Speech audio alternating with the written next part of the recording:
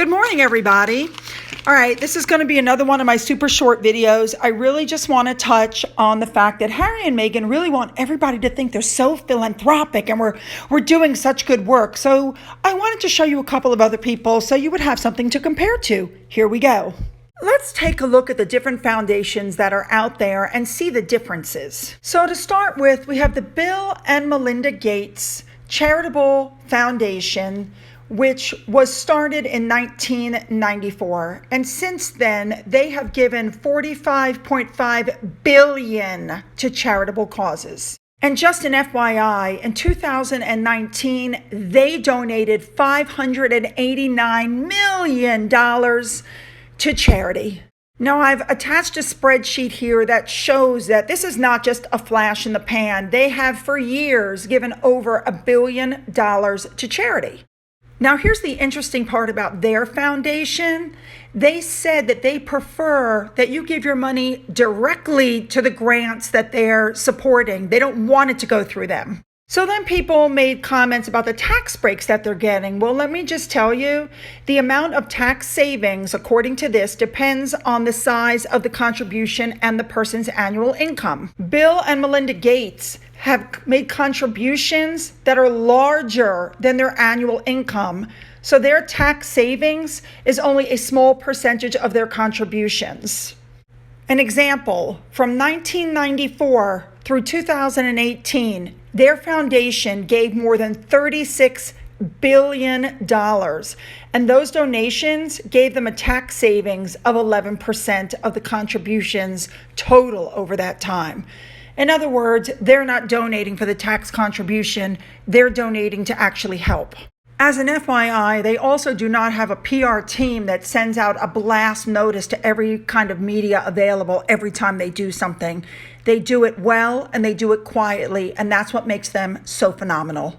Another major philanthropist is Michael Bloomberg. His Bloomberg Philanthropies donated to charities in 510 cities and 129 countries with a focus on the arts, education, and public health. One of his major gifts was $70 million to fund climate change initiatives and $50 million to combat opioid addiction. He also gave a $1.8 billion pledge to his alma mater, Johns Hopkins, in 2018 to help fund student financial aid. And that pledge was paid in full in 2019. These donations were also done quietly and behind the scenes with no fanfare. So my point is, the people who really are philanthropic and who really want to help don't announce it every time they do any little thing or they pair up with any little thing. And what that tells me is that Harry and Meghan are not in it for the charity. They're in it for the publicity. And I say that because charitable work is a key element of their public persona. Now, it was stated in an article that came out several months ago that there was a certain amount of public goodwill, so their philanthropy may not be as harshly criticized of that of like a wealthy corporation. But the truth is that goodwill has run out and it's gone as far as I can tell. People are just so sick of these two. I'd also like to point out, when you're talking about charity and the fact that it's Christmas, charity starts at home, and she has yet to reach out to her dad or let him meet his grandson. I find it very odd that she's willing to be so charitable towards so many she's never met, but she can't pick up the phone and call her elderly father who's in ill health after he raised her and showered her with so much. I just find it terrible.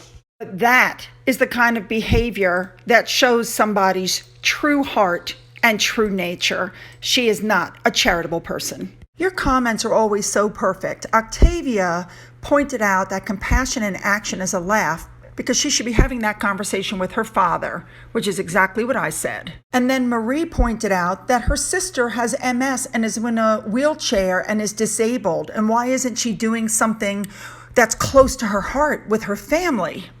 And Marie also makes the very good point that Meghan has never suffered a day in her life. She can't be a spokesperson for the downtrodden, poor and sick when she's never been that.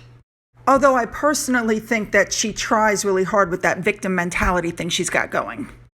And I love your comments from my last video. Diane Brazel said people with class never announce who they're donating money to, ever, which is exactly correct. Helen Bola said, absolutely, you give and walk away. Then Diane wrote again, quietly if you have class, and anonymously if you're a truly decent bloke. But I think Vicki Hickson hit it on the nose when she wrote, their class is in their ass. So what do you guys think of their charity and the fact that anytime they do any little thing in their charity, they make sure to put it out on a PR blast because they need the attention? Make sure to leave your comments below. I'm loving the email suggestions you guys are sending. You're fabulous. And as always, have a great day.